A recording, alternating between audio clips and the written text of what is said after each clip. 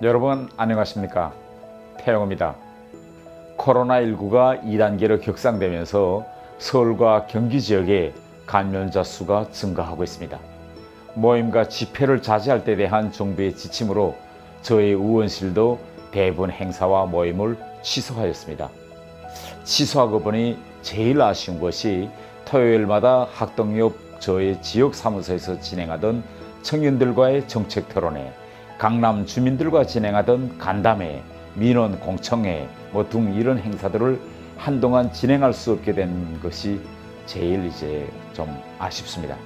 앞으로 코로나가 진정되면 토요일, 일요일마다 정책 토론회, 공청회, 간담회 등 여러 가지 다채로운 행사들을 진행해서 우리 지역 사무소가 다시 정상적으로 운영되니 여러분 조금만 기다려 주십시오.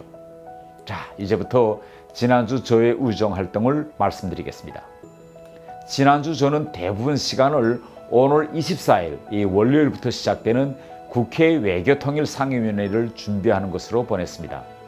국회의원이 국회에 당선돼서 국회에 들어오면 어느 한 상임위원회에 배속돼서 상임위원회를 중심으로 입법활동을 하게 됩니다.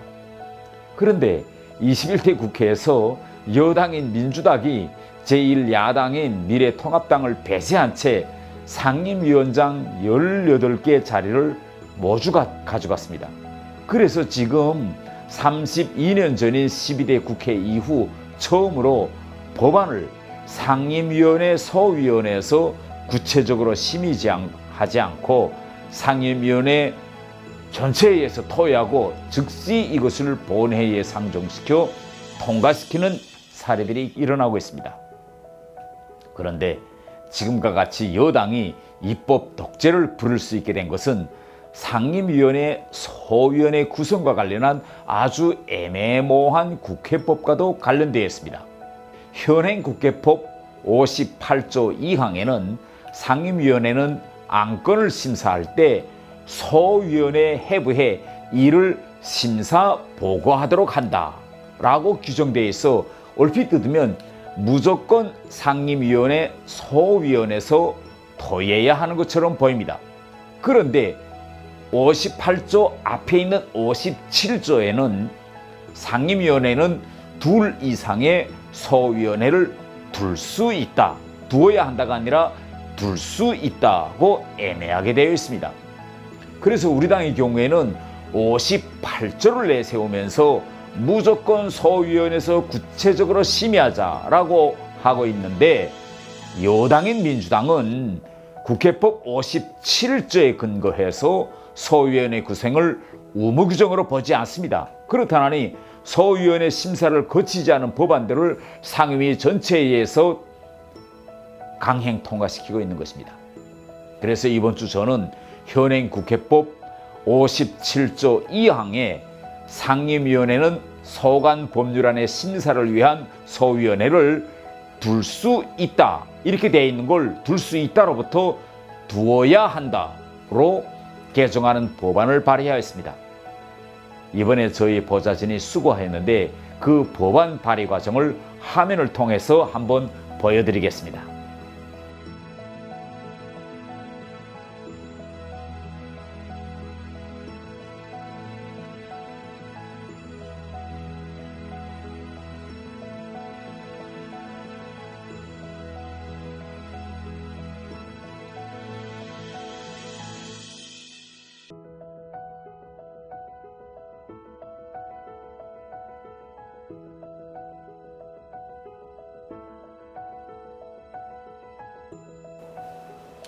여러분, 여기가 제 사무실입니다.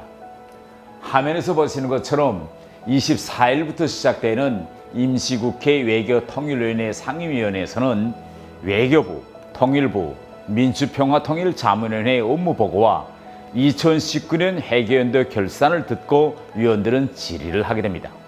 의원이 마이크를 잡는 순간 장내에 긴장감이 휩싸이도록 만들어야 하고, 그러자면 질의를 잘 준비해야 됩니다.